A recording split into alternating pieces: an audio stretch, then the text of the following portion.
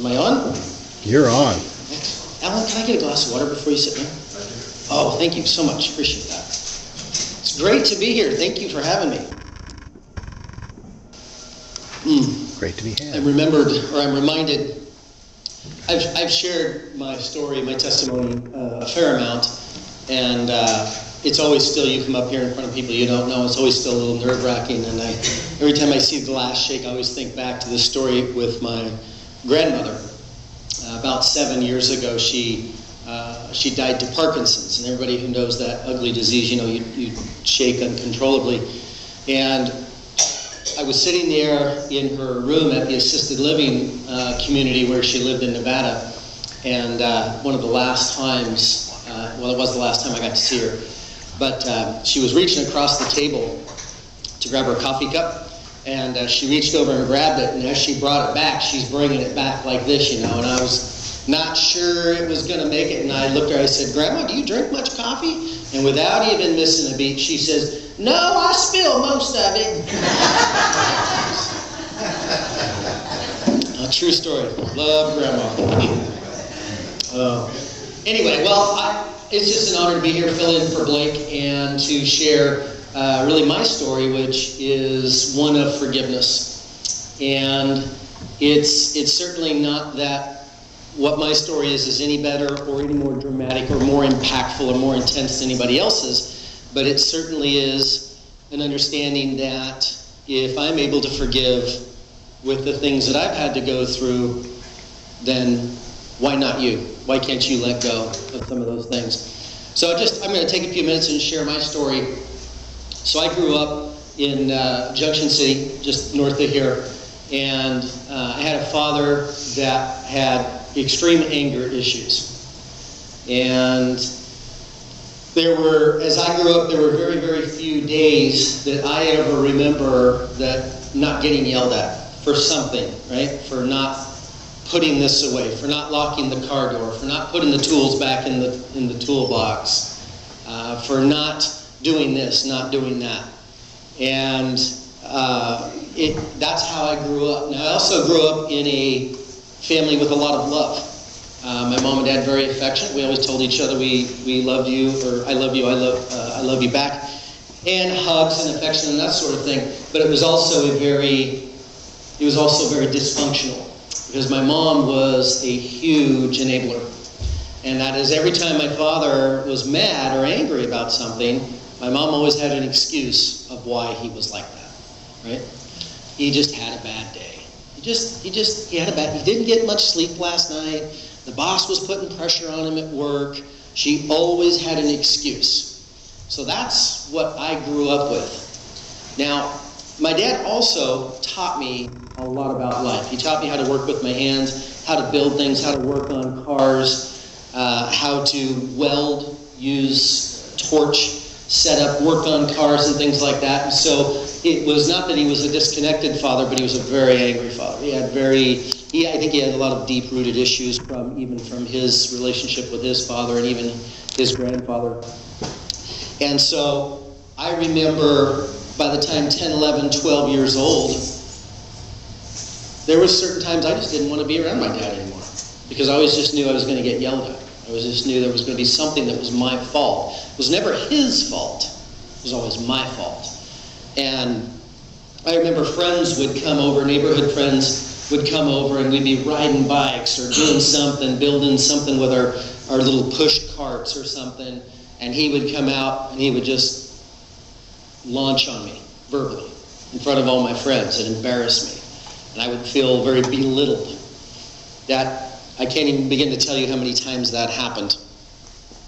And hence, when you grow up in that kind of environment, you have a very low self-esteem. You have a very low self-image, because you never feel like you can do good enough. You can never meet his expectation. You'll always disappoint him in some way. And in addition to that, I grew up with ADD. I couldn't stay focused in school. Very hard for me to learn. I could go study for a test and study, and even study more and study the next day, and I could go get ready to take that test. couldn't remember anything I had just studied for. And hence, by about the 7th grade, 6th grade, I realized that, why study?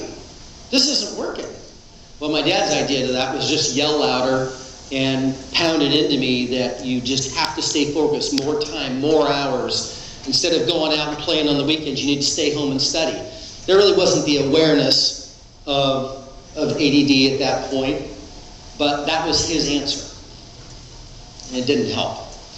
And so hence, as I got in through middle school, I hated school. I liked the social aspect of it, right? Hanging out with my friends and talking, different things. But again, didn't really have any self-confidence, no self-esteem, very low self-image. Went and got into sports a little bit, never did really well. Looking back on it now, it's because I never had any confidence in myself that I could do it. It's not that I didn't like it, I just didn't have any confidence about it. I was 14, and my dad was a huge outdoorsman. Huge, hunting, fishing, all year long. As long as I could ever remember. That was always the big family vacation, was the elk hunting trips, the deer hunting trips, the fishing trips up to Central Oregon. And we were looking forward to this one particular season of elk camp, and we had all the family together, and we went. And we were around the fire about the second night. We were around the campfire, and it was just that aha family. You're in Central Oregon. And I remember my dad went off on me about something that didn't get put in the Jeep, something didn't get loaded, and he went off on me. And it was right there in front of everybody. And I mean, the camps, 3 or 4 camps down, could probably hear him yelling. And I had a moment. I had a moment where I realized that I would never raise my kids the way my dad was raising me. Right? Some of us can relate. Yes. Yeah? Mm-hmm. Amen? Yeah. Amen. And that annual trip that I had looked so forward to for so long, now sucked, to put it mildly. It did. Because I looked forward to this. And my dad just unloaded. And it wasn't for 10 seconds. It was like 10 minutes. And that, I was 14, and that changed. Something changed to where now I started to distance myself from my dad. And of course, we still said I love you and whatnot, but I really kind of kept a distance from him. Couldn't wait to get out of high school and did just the bare minimum of what I needed to do to get out. One, I couldn't pass the tests, but I was there more for social reasons. Graduated high school, got out of high school, and at 18, moved out. And hallelujah, was that a time, because I didn't have to be under his roof and listen to him just blast me anymore. See, friends, I didn't grow up in the church, but I heard about God and Jesus every day. Anybody relate to that? Yeah. I heard about every day. Didn't know what that was, what that meant, but every day I heard about it. So my folks had some property in Monroe, and so I moved out to Monroe, and that was heaven. Because now I'm 18, I'm working, I've got a little money coming in, and life's good, because I'm not getting yelled at every day or every other day by my dad, right? And I only have to see him and put up with him once or twice a week. Well, my dad's anger continued to just rage, continued to spiral, gain momentum. And when I would be around him, I could tell that he was just even more angry. And he and my mom began to have marriage issues. And I remember my mom calling me in the middle of the night, just in tears. He's not home. He hasn't been home in a day and a half, and I don't know where he's at. And I'm not gonna leave this house. This is my house. And I just remember my mom. I was being the backstop for my mom, right? Just venting. And I think looking back on it, my dad probably at this point was going through some kind of a midlife crisis, I suspect. And that rage that he had continued to grow. And I remember a couple times that I was over visiting, and he would go off, and it wouldn't stop. It just wouldn't stop. And I would just go give my mom a hug and a kiss, and I'd leave. I can't be around this, right? At this point, I'm 19, 20 years old. I'm not going to be around this. I'm not going to put up with this. I mean, he was never happy. And I spend as little time around him as I can. Now, I loved my mom, loved my dad, but I just couldn't be around my dad. But I loved my mom, and we would spend time together a couple times a week. But at all costs, I tried to avoid my dad. It was, fast forward a couple of years, but it was August 5th, Monday night, 1991.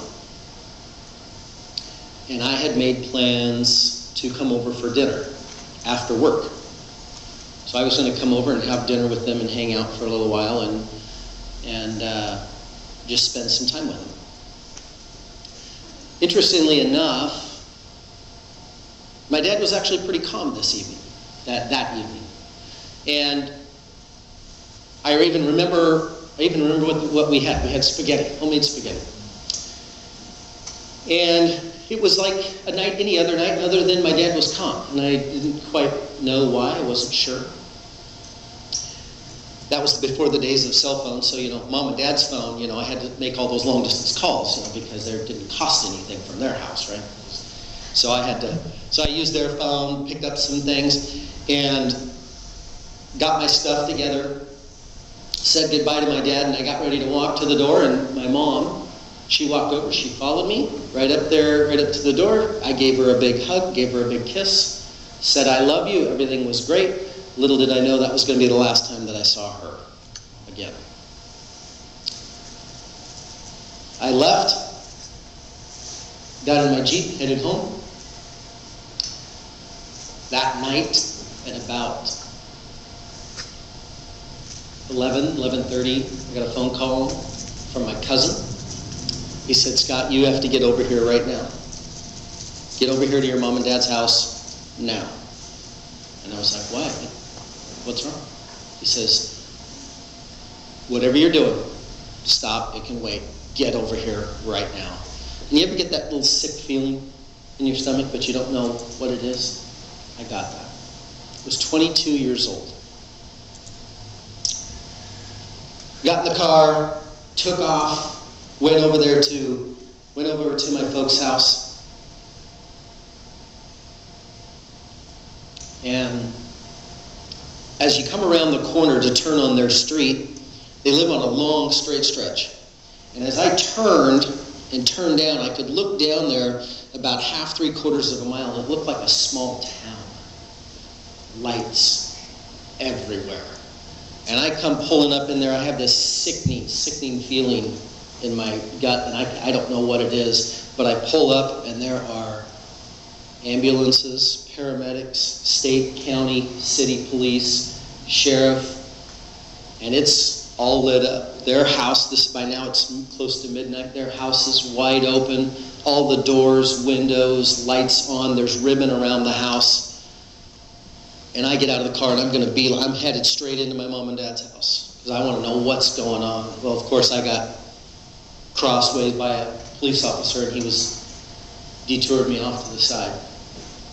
And to shorten up the story a little bit, that night at somewhere around 10 o'clock, in a fit of rage, my dad went out to the garage. He picked up a stainless steel pipe.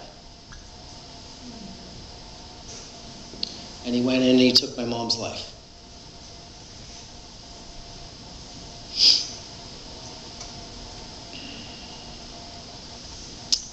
He immediately went into custody.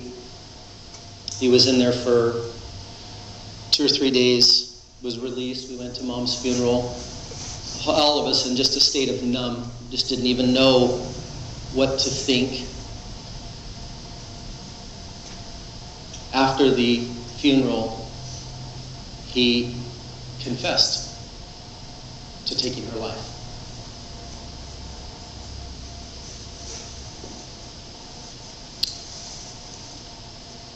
About a week later, my half-sister says, I'm going to go in and see him. I have to go see him. She, at that point, hadn't seen him in about 2 years. She says, I have to go see him. Will you go with me?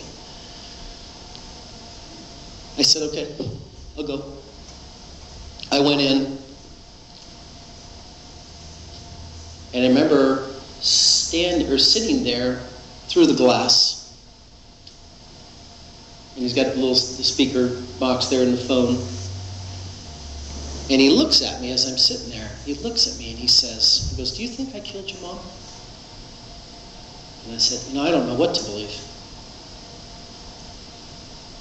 I still think this is some kind of nightmare. And he looked me right in the eye. And he said, I didn't do it. He says, but I said I did to cover up for you because I thought you did it.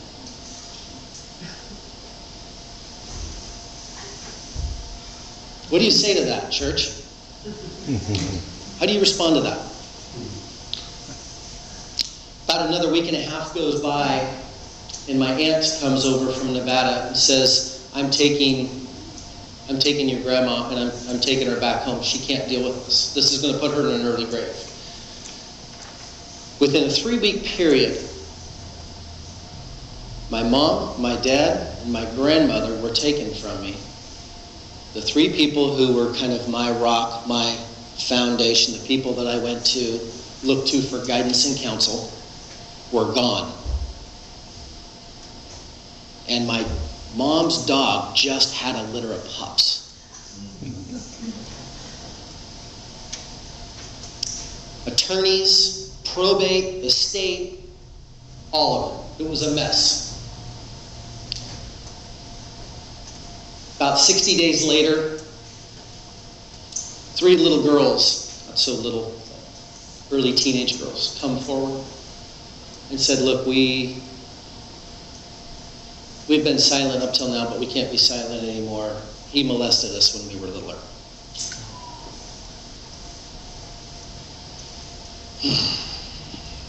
All friends of the family, right? Close to the family. Humiliation, embarrassment, disgrace, bitterness, resentment, anger, all of it. I kind of went into a state of where I just thought I would numb the pain by drinking a lot. Now, thank God I never did get into any kind of hard drugs. Never had an interest in that, but I definitely drank enough for the next couple of years for everybody in here for a lifetime, I can assure you. And that was how I dealt with that. And I kind of watched myself as my life kind of went down, spiraled out of control. Became unreliable, undependable. I didn't trust anybody, and I kept everybody over here, arm's length away. As a result of that, I also attracted all the wrong kinds of people into my life. Also attracted the wrong kind of girls into my life. Life wasn't fun. I had some guys I worked with that had planted some seeds in my life of Christ all along. And I came to a point where I was about 24, almost 25. I came to a point where I realized I couldn't continue. I couldn't keep going like this. I had to deal with this stuff. I had to get it off my chest. I had to let go of it. I had to get my head screwed on straight. Now, at this same point, my dad's attorney said, hey, look, kid, you've got 2 choices here.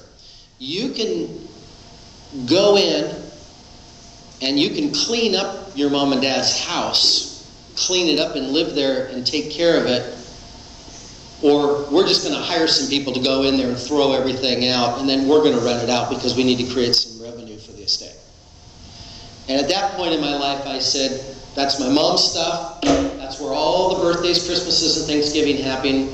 No way, and you know what, is anybody going to live in that house except me? So I thought I did the right thing, and I moved back into that house. Had a lot of help and support from friends. We went in, we cleaned it up. Garage sales took things to the dump and cleaned it up and kept the house, because in my eyes it was my mom's house, and it wasn't right to just let it deteriorate. One of the hardest things I've had to do was to live in that house, because every day I was reminded when I went into it what happened in that back bedroom. Also at this time, when I was living there was some things going on in this house that cannot be explained. And I'm going to get a little deep with you for a moment. There was a smell of sulfur in the air. Stunk. And of course we went in and tried cleaning it and shampooing the rugs and cleaning the walls to get rid of this smell. Couldn't get rid of it. We went in and tore out the carpets and the padding, put down new carpets and stuff and new flooring, trying to get rid of the smell. Couldn't get rid of it. There were some things that were happening in this house that are unexplainable. There was some things of toilets flushing in the middle of the night. Doors at the other end of the house opening and closing. I had a friend of mine who I worked with. I rented a room out to him down on that other end of the house. And he would, in the mornings, he'd go, "Why do you have to come down to my end of the house and make all kinds of noise at 2 in the morning?" I didn't even know what he was talking about. I was asleep in my bed. We had these unexplainable things happen. I was laying in bed one night, and I knew somebody had walked from the front room down the hall. I woke up and I could hear him, And I knew somebody walked into my bedroom and was standing right beside my bed in the middle of the night, and I was freaked out. And I opened my eyes expecting to see somebody, and there was nobody there. And it was at that time where I went, this is enough. I've had enough of this. There's a reason what's going on here. Now understand, I didn't have any understanding of the spirit world, of God, demonic things. I had no understanding of that whatsoever.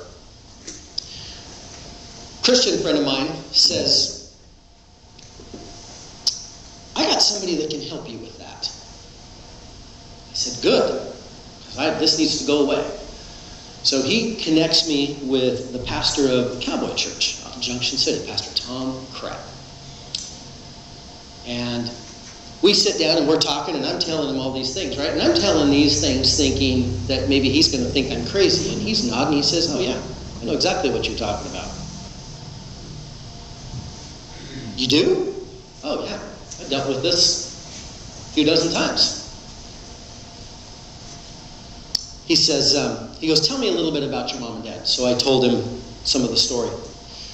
And he says, "Here's what you have to understand, young man." He says, when people do not do godly things or do ungodly things, they attract ungodly things into their life.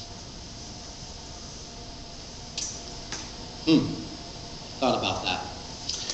During this same time, I'd started going to counseling, trying to get my head screwed on straight because I just was a mess. And this counselor started talking to me about forgiveness and started talking about guilt, manipulation, verbal abuse, physical abuse, all of these things that I grew up with for 18 years. The pendulum was starting to come back for me, starting to come back to center. I was starting to get some clarity. I was starting to deal with some things